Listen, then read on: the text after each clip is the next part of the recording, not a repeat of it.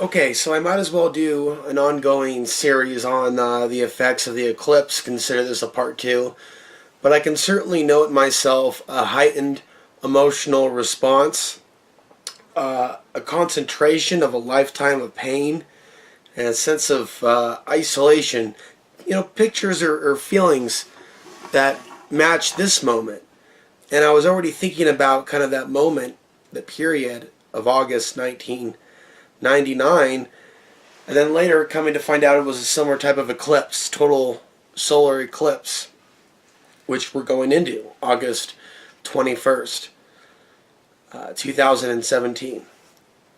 But yeah, I've definitely seen a lot of things in my life that are still difficult to write about and discuss, but there's just a lot of suppressed pain there. Not doing videos doesn't make a lot of sense, but I'll produce a few here and there.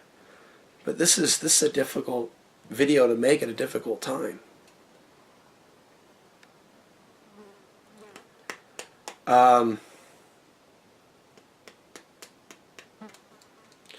But I'm grateful for what I have.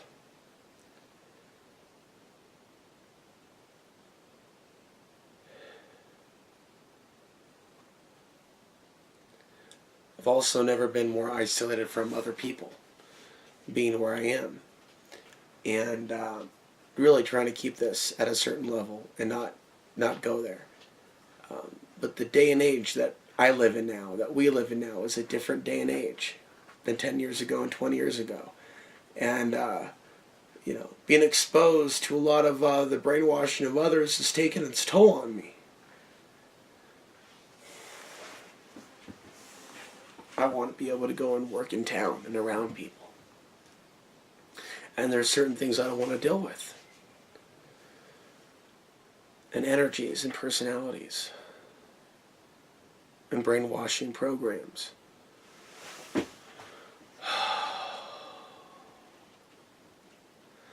And I look at my options in town. Really, I don't want to work at Walmart or Taco Bell or the gas station. The options are not very good.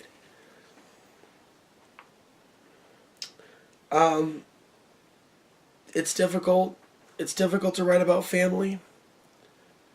But I'm always wondering how my father's doing. And assuming he's in a world of pain because of what he's experienced. And same thing with other family members. I don't want to lose myself in jealousy or anger at what other people have. But I know that I've been on this road on my own my entire life. This soul and this body being thrust into these circumstances that are difficult to chronicle early on in childhood. Being a nomad, moving from place to place to place. Never any stable part of any of it. And then thrust into the world. Grown up quickly. 9/11 happening. Never feeling like I had a regular adulthood like even my father, who's not even from this country. Coming up in a day and age where all that stuff is happening. And how long I've been affected by it. And you have a society that is locked and loaded to hate the conspiracy theorist. Whether they're on the left or they're on the right. And then you look at all these years of documentaries and books that could educate people, and then you look at the people fighting the streets that act like they've lost their mind. Doesn't mean that represents the whole of society. Means like they have lost their minds. And I guess this is normal. I should reflect again the eclipse and the effect of the eclipse. This is how it's been manifesting in some people. Now, on one level, they could be manifesting certain events in the news because they know how there's going to be a fear-based response in and around these eclipses. And I'm starting to see patterns with this, and patterns with certain behaviors around full moons. But yeah, the sense within myself is just absolutely all these different dots and images of a lifetime of pain, and a real sense of urgency, and could be something waiting for us around the corner. I can't guarantee that it's not, as far as a big event, but certainly there is a big event happening within our hearts, and it's difficult to really specify exactly what it is.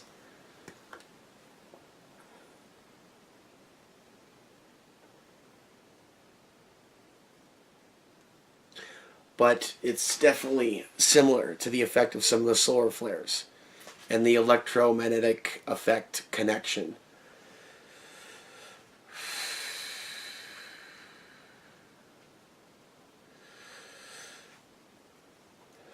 And so with the end of a job means the beginning of new projects and new focuses. Albeit it's a little bit difficult right now to even begin to talk about those things again. I think about beaches and trees and people and happy societies, something far different than this isolation on this hill.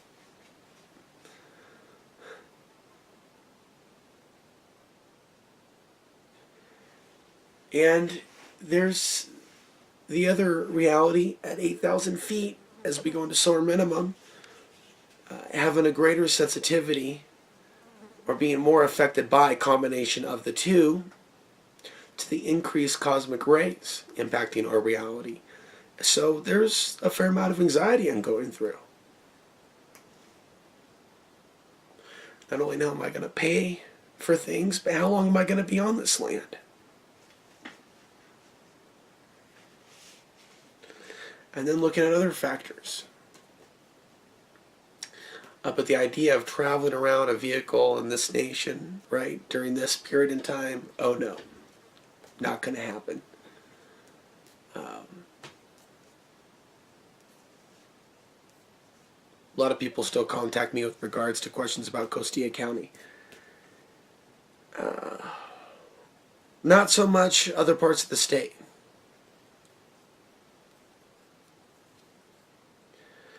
So yeah, I have walking that I do. I'm drinking some sort of fluid here and there obsessively.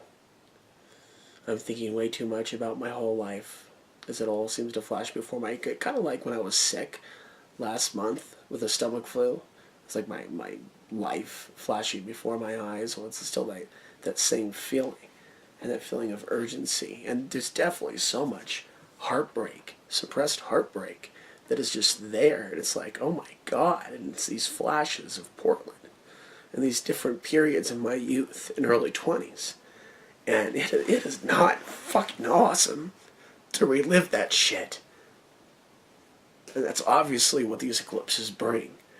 But just to sit here and be in this place, in this part of America where I'm not from, where I have no roots, and have my fucking past pain flash before my eyes, it's horrible.